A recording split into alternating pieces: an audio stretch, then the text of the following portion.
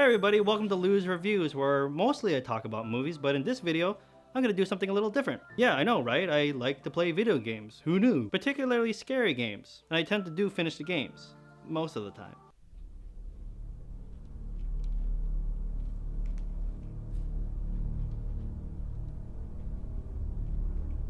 This is it. All I gotta do is go through this door, beat the final boss. It's done.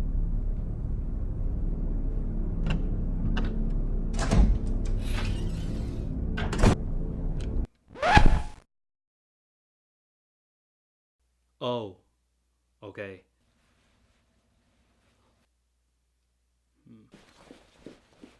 Nope. Get me out, get me out. Out, I want out. Now. For this video, I want to share with you my 5 favorite games, as well as a lot of honorable mentions. But for this list, I like to quote Jigsaw here, I like to play a little game. With all the games that I've played, I'm going to take those games, categorize them to different genres, and pick a winner out of the 5 categories that I have here. And since I will be digging deep into these games, a spoiler is in effect, but you're also not going to see a lot of first-person shooters.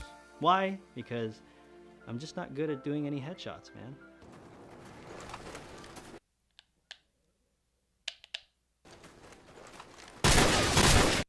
Come on. Number 5, horror. So in this spot, I'm gonna look at 3 games, and the one thing that they all have in common is that they're all sequels. And the thing about sequels is that they're supposed to improve upon their predecessors, like adding new things, new gameplay, and adding to the story. 2 out of the 3 games that I'm gonna talk about did really well with this, except for one of them. I'm looking at you, Outlast 2. This game has a very unique gameplay with running around like a little trying to hide from things and recording stuff that probably might not be real. Don't get me wrong, I like this game. I had a blasphemous great time with creepy priests, a lot of dead babies, and my dick being constantly chopped off by a crazy lady with an axe. But I wish they added more to the gameplay, like melee. Like if someone grabbed you, maybe you could just smash X and kick them off you or something like that. But no, you're stuck with running around like a little and there aren't obvious connections to the first game. There are, but they're hard to find, unlike Resident Evil 7. The Resident Evil franchise is always changing, especially when 4 came around. Like it or not, it did lead to the action-oriented Resident Evils. And then when Resident Evil 7 came around, it went back to its horror roots. In Resident Evil 7, you follow this new character named Evan, who's looking for his supposedly dead wife, but ends up trapped inside a house with a seemingly impossible to kill family with a very peculiar appetite. The third game here is The Evil Within 2, and the biggest improvement from its predecessor is its character development and its story. This time around, I actually care about the main protagonist, Sebastian, as the story revolves around him finding his daughter. And unlike Outlast 2, where the game gives this illusion that it's an open world level. That may be, but there's evil within too.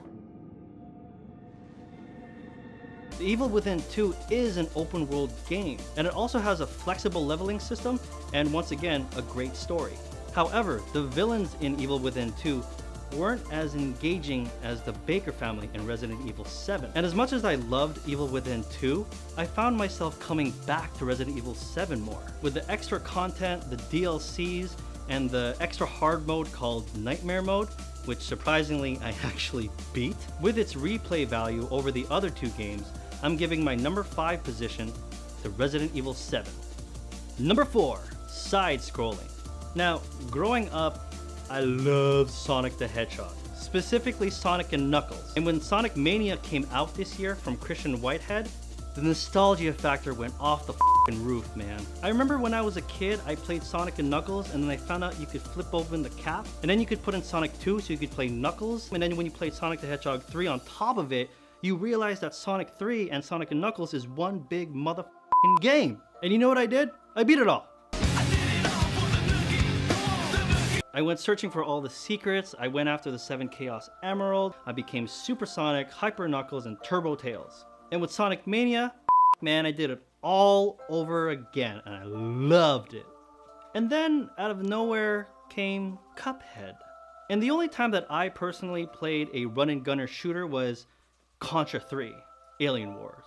But this game was unlike any other run and gunner shooter that I have ever played, seen, or experienced. It had this 1930s Mickey Mouse, Felix the Cat look to it. I mean, have you seen even the loading screen? The little hourglass dude flipping, but do you see the little scratches on it? Like that's dedication to the art form. And as jolly and aesthetically beautiful as this game is, don't be fooled because it is hard. But is it hard like Dark Souls? No. But like Dark Souls, as challenging as it is, when you do overcome it, it's very, very rewarding. It was a close fight between the nostalgia that I had with Sonic Mania and the challenging, rewarding, and unique experience that I had with Cuphead. But for my number 4 side-scrolling spot, I am gonna give it to Cuphead. Number 3, Short Adventure. So by short, I actually mean short on price. Usually most games out there are around $80 on their initial releases, but the 2 games that I'm gonna talk about here were roughly around 50 bucks, maybe around 10-ish so hours to beat. The first game that I want to talk about are from the developers of Ninja Theory. I know these guys who remade DMC, Devil May Cry. And as much as the fans were divided with the new Dante, 2 things happened to me when I was done with the game. Number 1, I liked the game. The gameplay was fast-paced, I loved how you switched between devil and angel weapons, and I did like the new characters. Number 2, Ninja Theory, these guys were onto something. These guys were really, really deep thinkers, especially how they approached video games. Out comes Hellblade, Senua's Sacrifice.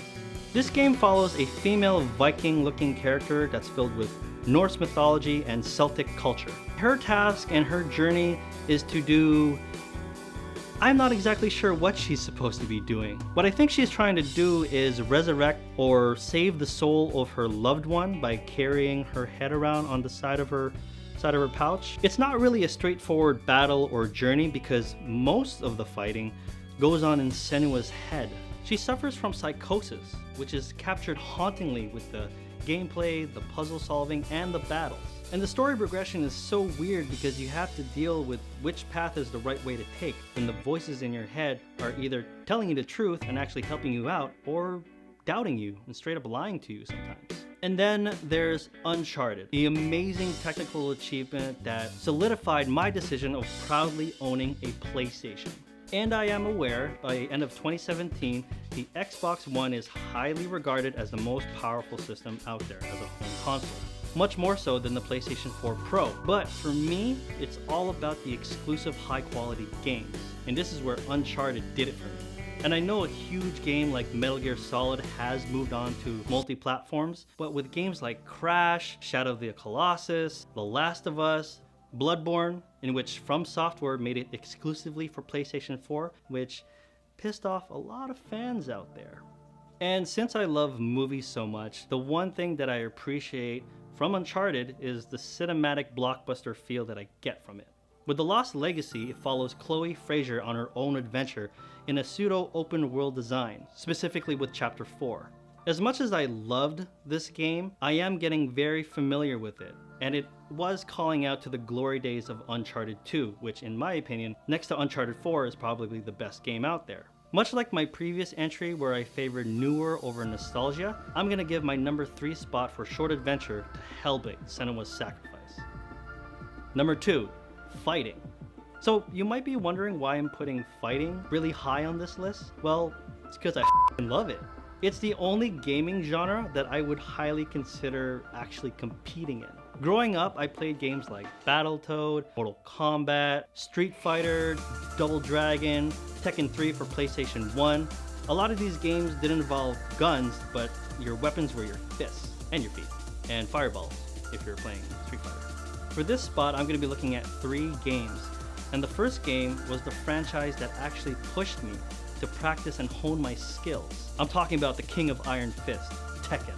for this game, the 7th and final chapter of the Mishima saga. However, I'm pretty sure there's still room for the Kazama saga. The story is kinda cool, but told in a somewhat unnecessary kind of way. It follows a reporter who chronicles the history of Heihachi and his past. It actually does explain how Kazuya got his powers and transitioned it down to Jin. Technically because Heihachi hooked up with a demon named Kazumi. We're gonna make demon babies. And strangely enough, Akuma fits very well with this game, and he does have a strong affiliation with Heihachi and his past.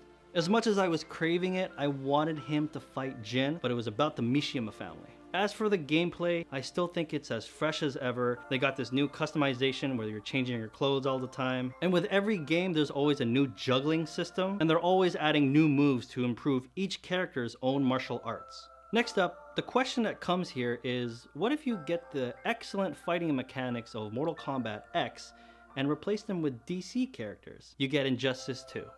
This game does what great sequels do, and that is to improve upon their predecessor. They have tighter controls, cooler levels, and heck, a good story. Well, at this rate, anything's better than Dawn of Justice. Hello, darkness, my old friend. And last but unfortunately least, the ironic thing is when you have a game title like Infinite, when I'm playing this game, I couldn't help but feel very limited. I'm talking about Marvel vs. Capcom Infinite.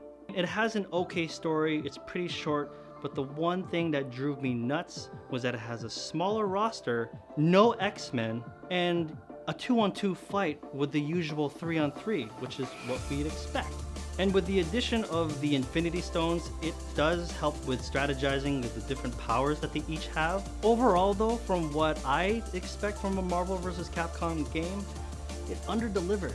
Unlike my two previous entries where I favored newer over older, I'm actually going to give my number 2 spot to Tekken 7. To this day, I still don't think any game out there has come close to the unique controls that Tekken has encapsulated. Where on the controller, each button is a limb on your body, where the square and the triangle are your left and right arms, and the X and the circle are your left and right legs. On top of that, they've also evolved their environments. As Ra's al Ghul said in Batman Begins, mind your surroundings, Bruce. With other games like Soul Calibur and Dead or Alive, where you have to understand yourself, your enemy, as well as your surroundings. Injustice 2 came dangerously close to taking this spot, but because of its masterful controls, I'm still giving it to Tekken 7. Number 1, ActionAdventure. This is it, the big one, and I have 5 games to tackle. There can be only one. As much as I enjoyed all 5 of these games, I will single out 2 of them, and the other 3 I want to consider as great honorable mentions. First up is Nioh, which people have dubbed it as a Japanese Dark Souls. And they ain't wrong. It basically is. But unlike Dark Souls, it's not an open world game. How it's set up is that you're traveling around Japan, but you're picking out maps at certain levels. In Dark Souls, you could keep going on and on and on, and you'll end up in a big circle right back in the beginning if you wanted to. But still, if you like Dark Souls and you like Japan, it's definitely worth checking out. Nier Automata. Automata? Nier? You know, with the blind chick with the white hair. Anyways, this game was a very unique experience. It came out of nowhere. This game was a surprise hit. The game is very fast paced and it's always changing on you. Its replayability is extremely high. It has multiple endings and a tone so melancholy it might make you think twice about your own life. Maybe just a tad too melancholy, but nevertheless, another great game of 2017. Assassin's Creed Origins. Now, we're all aware that Assassin's Creed and Ubisoft has been struggling over the last few years. However, I feel like this new game, Origins, is a return to form. They refurbished this combat, but the one thing that I took away that blew my mind was how huge this map was. Though I still like Assassin's Creed 4 Black Flag as my personal favorite, this one is definitely one of the better ones. As for the last 2 first-party contenders, one from PlayStation, the other one from Nintendo, these 2 games exceeded and excelled in very similar categories. The 2 standout games that I have left is Horizon Zero Dawn and The Legend of Zelda Breath of the Wild. The stories were great, the music was great. I would give the upper edge to Horizon for graphics, but my overall winner is The Legend of Zelda Breath of the Wild.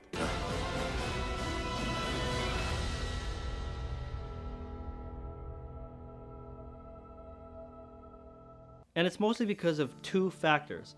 The first one is the interactivity with the environment. If you wanted to make a fire, you could make a fire. If you wanted to climb something, you could climb it. If you wanted to just glide around or build a balloon out of a dead octopus, you could do whatever you want in this. But the number one factor here is that this game genuinely feels like an actual adventure, your adventure. The story goes is that you wake up 100 years since this crazy attack with Ganon. You have to solve over 100 Sheikah trials, conquer 4 divine beasts, and save Princess Zelda in Hyrule Castle. Or apparently you could screw all of that and just go straight to the boss and deal with him with just 3 hearts. It's a thing. Unlike previous Zelda games where they have a structure where you have to deal with a forest temple, a fire temple, and a water temple, and then some, in this game, any of the 4 divine beasts you could tackle in any order you want. I did the water beast, and then I went to the wind, went to the volcano to deal with the fire one, and I finished off with the Gerudo desert one. But the point here is that was my adventure. Yours could have been totally different. So for my number 1 action-adventure game and ultimate number 1 game of the year, I am giving it to The Legend of Zelda Breath of the Wild, for one particular reason. It was an adventure. Well, there you have it. Those are my 5 favorite games of 2017. And all the other games that I mentioned, all great games that I totally recommend. But what's your favorite 5 games of the year? Do you agree? Do you disagree? Look down, like, subscribe, check out my other videos, and I will see you later. Oh no, no, no, this is not.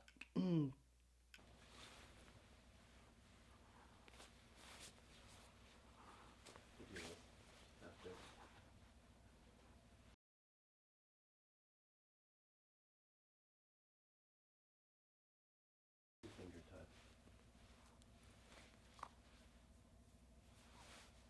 touch.